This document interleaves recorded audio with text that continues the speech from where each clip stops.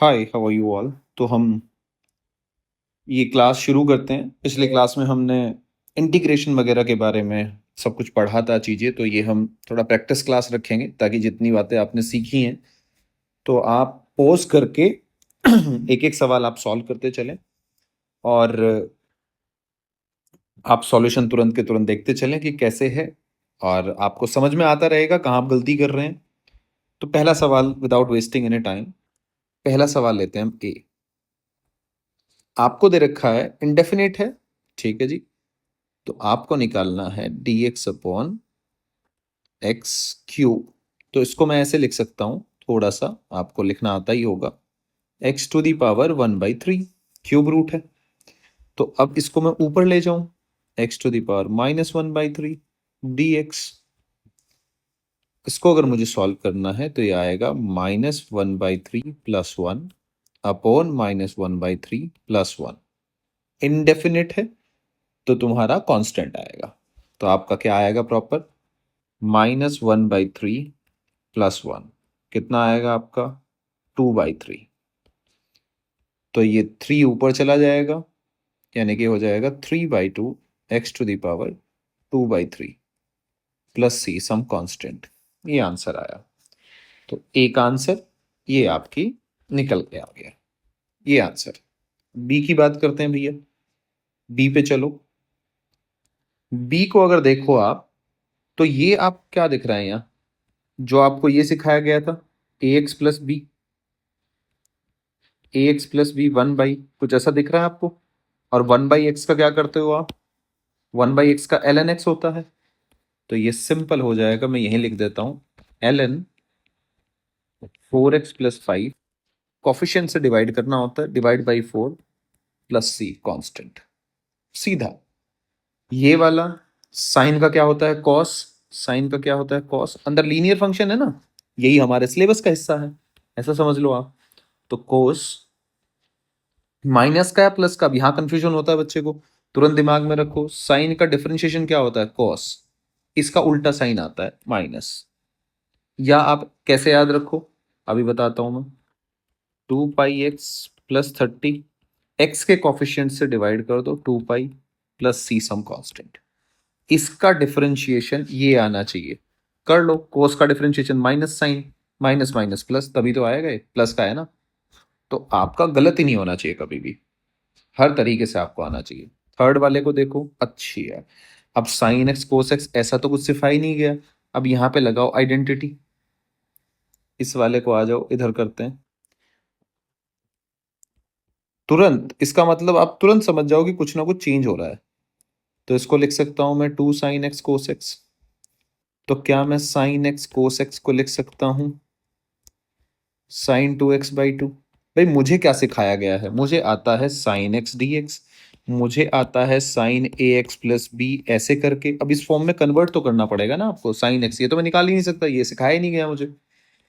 देखो जी, अब रिप्लेस करो तो इंटीग्रेशन क्या आ गया आपके पास?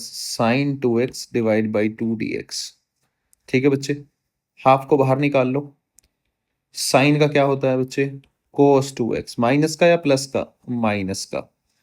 डिवाइड बाई कोफिशिएंट से डिवाइड कर दो, प्लस सम कांस्टेंट। आंसर खत्म सवाल। अब ये आ गया, ये तो वही फॉर्म आ गई ए एक्स प्लस बी वाली, तो इसका तो सिंपल हो जाएगा। साइन कोस का क्या होगा? साइन माइनस या प्लस? डिफरेंशिएशन क्या होता है कॉस का? माइनस। यहाँ क्या होगा? तो प्लस।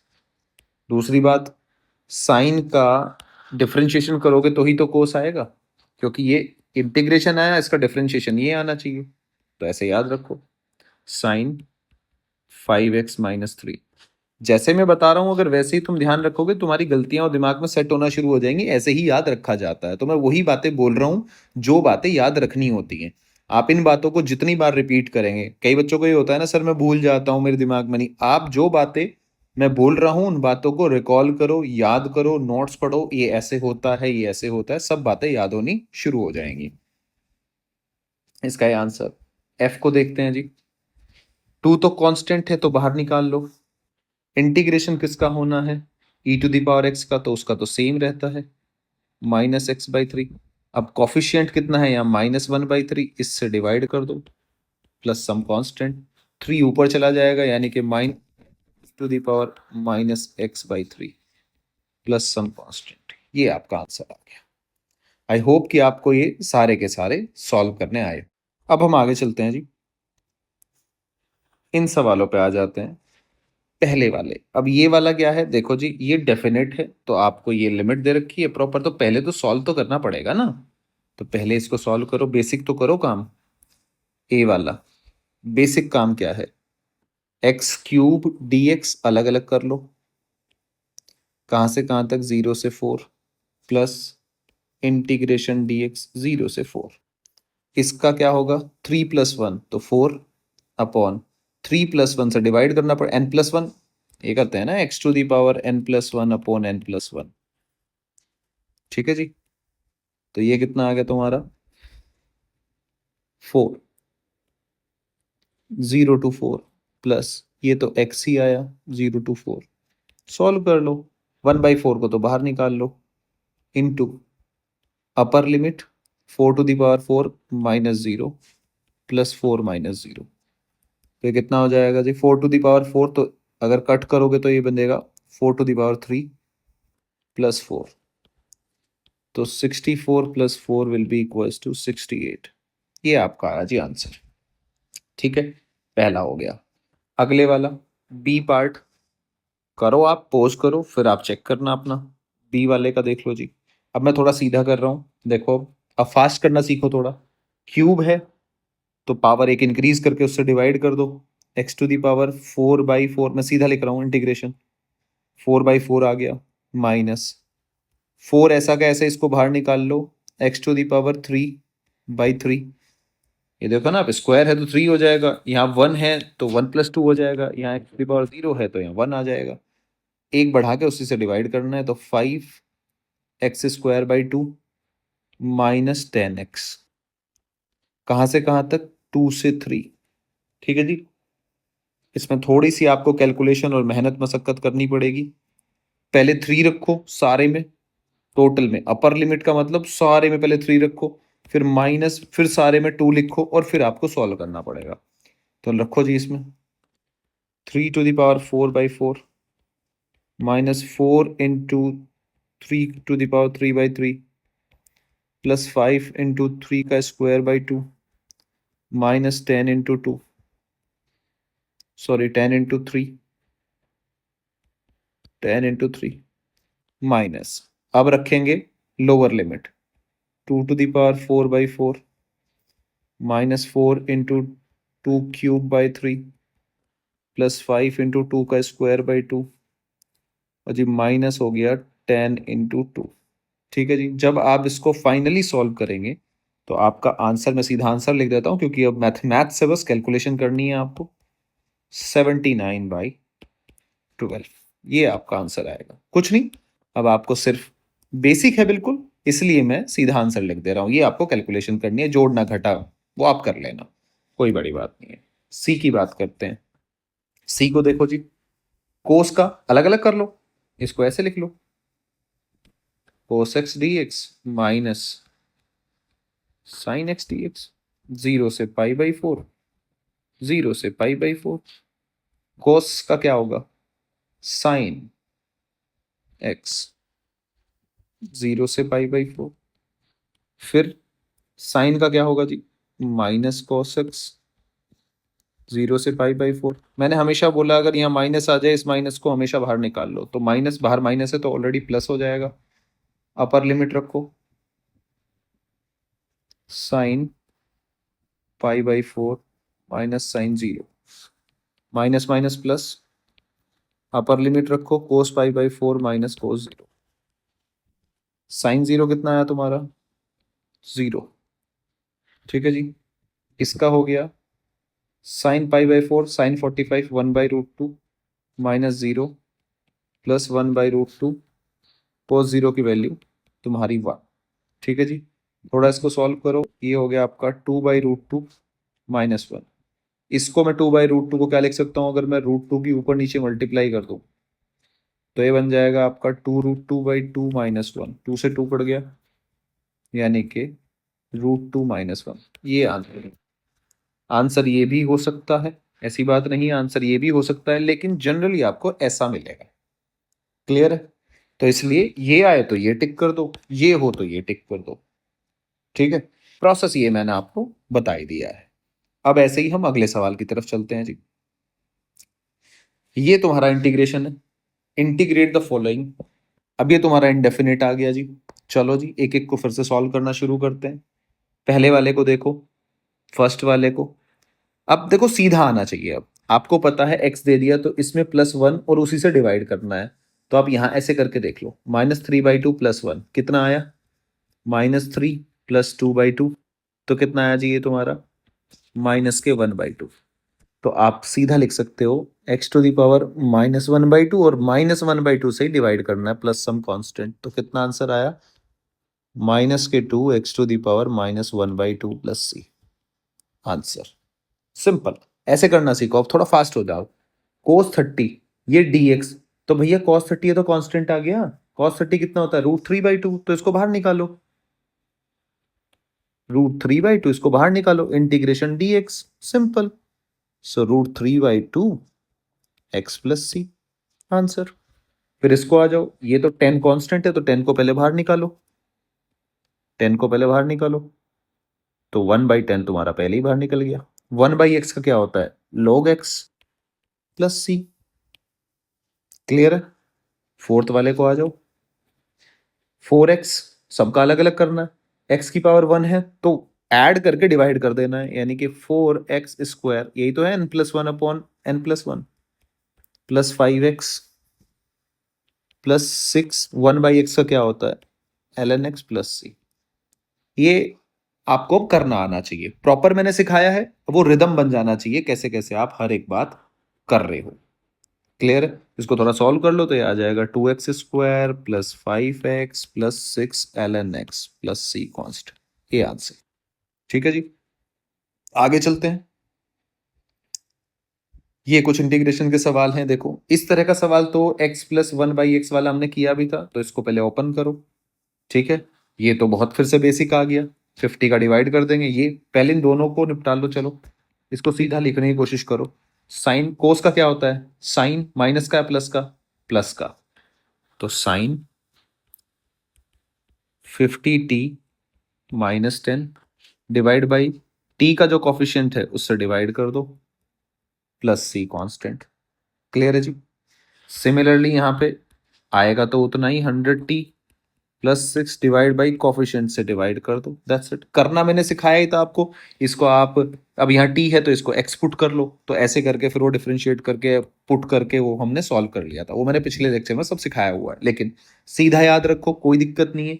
नीट में इतना बहुत होता है, इतना आना बहुत है, मोर देन एनफ है, कोई दिक्कत नहीं है। जेई मेंस तक भी काम चल जाता है। ठीक है ना, इतना बड़ा कोई इंटीग्रेशन नहीं पूछ रहा है वो आपसे। t² + 1/t² -2 × t × 1/t cut गया। तो आप क्या इंटीग्रेशन करोगे? Integration of t² + t⁻−2 dt इसका इंटीग्रेशन -2 इंटीग्रेशन dt। क्या आप मेरी बात समझ पा रहे हैं? अब आप करो जी इसका इंटीग्रेशन थोड़ा। तो इसका इंटीग्रेशन कैसे होगा?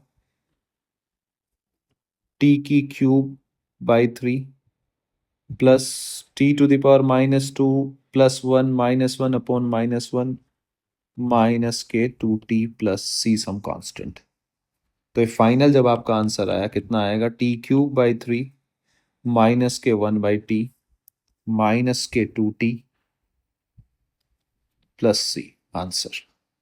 आई होप अब आप थोड़े थोड़े कंफर्टेबल फील करने लगे होंगे। आगे चलते हैं जी। अब देखो जैसे ये, अब वो कौन से वाला, ये एप्लीकेशन बेस्ड आ गया जो हम पढ़ने वाले हैं। अब एक्सेलरेशन दे दिया आपको, तो एक्सेलरेशन क्या होता है? क्या पूछा? Calculate the velocity after 5 second if it start from rest, यानी कि v इनिशियल क्या है? 0, रेस्ट से शुरू कर रहा है। एक्सेलरेशन क्या होता है? dv/dt। आगे जाके आपको खूब ये आप नॉर्मल बात है, एक्सेलरेशन क्या है? Rate of change of velocity, that's it. अब भैया एक्सेलरेशन मुझे वेलोसिटी निकालनी है, तो a dt will be equals to dv लिखूं। क्योंकि वेलोसिटी निकालनी है ना, एक्सेलरेशन का तो फंक्शन गिवन है, तो dt ये क्या बना जी, इंटीग्रेशन, क्या बना, इंटीग्रेशन। अब लिमिट कैसे रखते हैं, देखो 0 पे, कहाँ था ये, रेस्ट से शुरू हो रहा है, गिनती शुरू हुई 0 से शुरू करी, 5 सेकंड बाद, 5 सेकंड बाद इसकी वेलोसिटी कितनी होगी ये निकालनी है, लिमिट रख दी, एक्सेलरेशन को पुट किया 0 to 5, भाई ये टाइम का वेरिएबल है तो टाइम ही तो रखोगे ना, यहाँ एक्सेलरेशन भी तो टाइम का फंक्शन है, तो 2t plus 5 dt is equals to integration 0 से v dv। तो यहाँ आ गया आपका v माइनस 0, ये v तो निकालना है 5 सेकंड बाद, तो तुरंत आपका आ जाएगा t²/2 प्लस 5t, 0 से 5, 2 से बच्चे 2 गया, upper limit minus lower limit, upper limit 25 plus 5 × 5 minus 0, भाई 0 रखोगे आप ये, तो ये भी 0, ये भी 0, दोनों 0 हो जाएगा, will be equals to v। तो ये कितना आ गया आपके पास, 50 metre per second. So option 1 will be the correct answer. I hope कि आपके समझ में आ रहा होगा क्या मैं आपको समझाने की कोशिश कर रहा हूं। अब जी थोड़ा आगे चलते हैं, अगला सवाल आ जाओ जी। देखो भैया ये वाला सवाल है, ये क्वेश्चन, एक क्वेश्चन ये है और एक क्वेश्चन ये, दो सवाल है, तो दोनों को सवाल हम अटेम्प्ट करने की कोशिश करते हैं।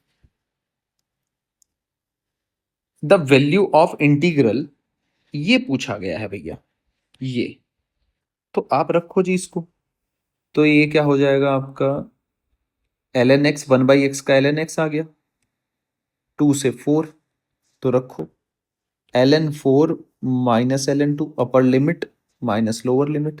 अब बात ये है बस, ये आपको थोड़ा सॉल्व करना आना चाहिए, लॉग, लॉग अभी मैंने पढ़ाए नहीं है, अभी मैं आगे पढ़ाऊंगा, लेकिन मैं बता देता हूं। जैसे मैं इसको 2 का स्क्वायर लिख सकता हूँ माइनस ln 2, तो ये अगर इस फॉर्म में है तो ये पावर को बाहर लिख सकते हो, ये आ गया आपका 2ln 2 माइनस ln 2, तो ये कितना आ गया आपका ln 2, दैट्स इट, ये आपका आंसर है। कोई बड़ी बात नहीं, आई होप आपको ये समझ भी आ रहा होगा, तो इसका आंसर आपका second will be the correct answer. ठीक है जी, अगले वाले का देख लेते हैं। अगले वाला वाइज का फंक्शन है, अब क्या निकालना है, एरिया निकालना है, एरिया निकालना है, स्ट्रिप लेते हैं ना, तो आप क्या करते हो, इंटीग्रेशन y dx, कहाँ से कहाँ तक ऐड करना है, पाई से 2 पाई, बहुत आसान है, ये एरिया आ गया।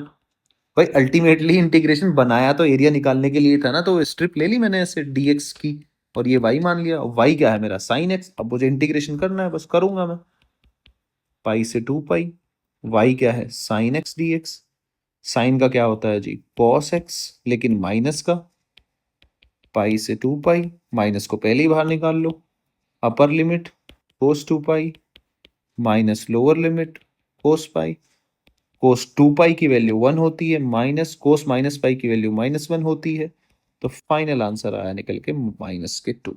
Fourth will be the correct answer. I hope कि आपके समझ में आ रहा होगा कैसे कर रहे हैं, क्या कर रहे हैं। हाँ ये आप टेंशन ना ले, ये हम आगे अगले लेक्चरों में हम बात करेंगे, लॉगरिथमिक फंक्शन को कैसे डील की जाती है, उसकी मैथ्स, उसकी फिजिक्स क्या होती है, सारा कुछ कैसे सॉल्व करते हैं। बेसिक बात हमें सीखनी है, बेसिक, बस लॉगरिथमिक फंक्शन की बेसिक बात, फालतू की नहीं, बेसिक बात।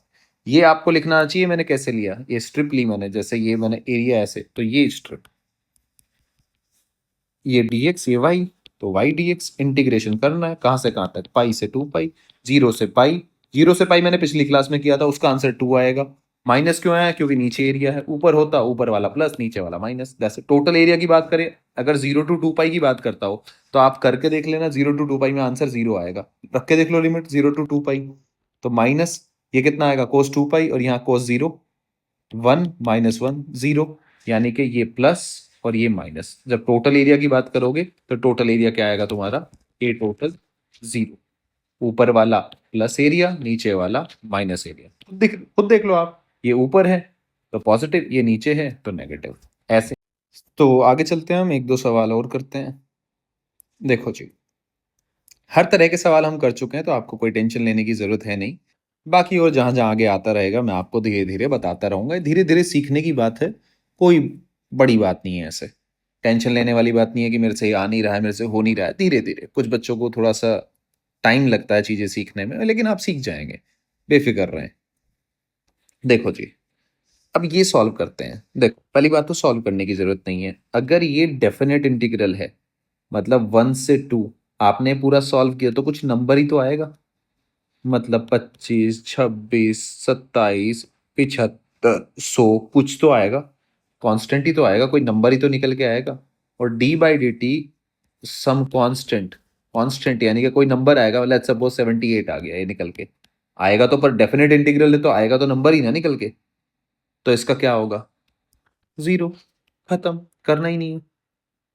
हाँ, तब बात अलग होती अगर ये ना होता, ये ना होता, फिर आप इसको प्रॉपर सॉल्व कर रहे होते और फिर वापस इसको डिफरेंशिएट कर रहे होते, फिर वो बात एक अलग आती।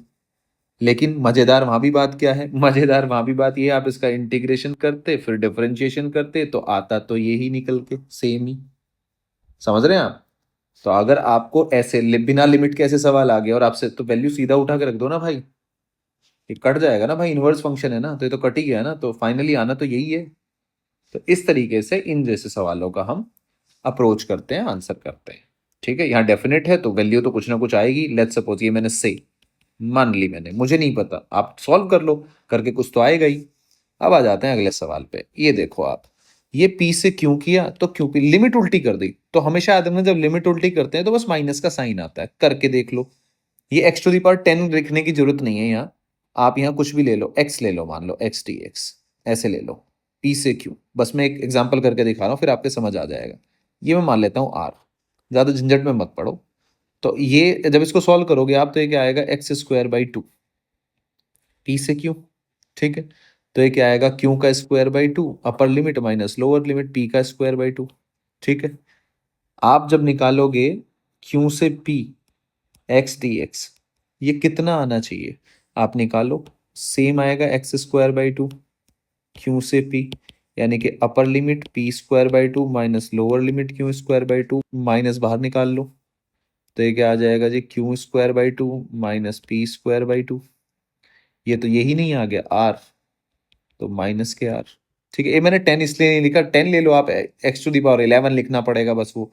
ये मैं 2 ऐसे ले लिया, कुछ भी ले लो आप, कोई फर्क नहीं पड़ता। मैं ये ले लो, ये ले लो, कुछ भी ले लो, अगर इसकी वैल्यू आर है और आपने लिमिट उल्टी कर दी है तो बस नेगेटिव साइन का फर्क आएगा और कुछ नहीं आएगा। तो ये आपने कुछ नहीं बदला, आपने सिर्फ लिमिट उल्टी करी है, तो second will be the correct. ये मैंने प्रूव करके दिखा दिया आप।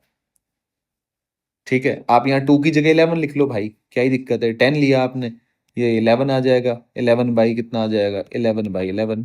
ठीक है, आना तो ये 11, हर जगह 11 आ जाएगा बस, हर जगह 11, हर जगह 11, हर जगह 11, हर जगह 11, हर जगह 11। ये लो, आना तो फिर भी आ रही है, कोई फर्क नहीं पड़ता। तो ये कुछ चीजें, बेसिक बातें आपको आनी चाहिए, और धीरे धीरे जब भी आगे आगे आएगा, टेंशन लेने वाली बिल्कुल जरूरत नहीं है। पहले बार के में अगर आपसे डिफरेंशिएशन इंटीग्रेशन समझ नहीं आया, आप वीडियोस को बार बार देखो, बार बार देखोगे समझ में आएगा, चीजें ग्रिप बनेगी। धीरे धीरे ये पूरा डिटेल्ड कोर्स होने वाला है आगे तक, तो आपको टेंशन लेने वाली बिल्कुल जरूरत नहीं है। हर एक बात, कई बार होते हैं कि टाइम लगता है चीजों को समझने में, पर इतना पैनिक करने वाली जरूरत नहीं है। ठीक है ना? कोई होगा बच्चा जो शायद तुरंत समझ लेता होगा 2 मिनट में, 5 मिनट में। अगर आपके कोई चीज 10 मिनट में समझ में आ रही है, कोई बात नहीं। पेपर आपसे ये नहीं पूछता कि आपसे वो चीज 10 मिनट में समझ में आई थी या 1 घंटा में। पेपर सवाल आते हैं, आपको करना होता है। That's it. मिलते हैं नेक्स्ट लेक्चर में।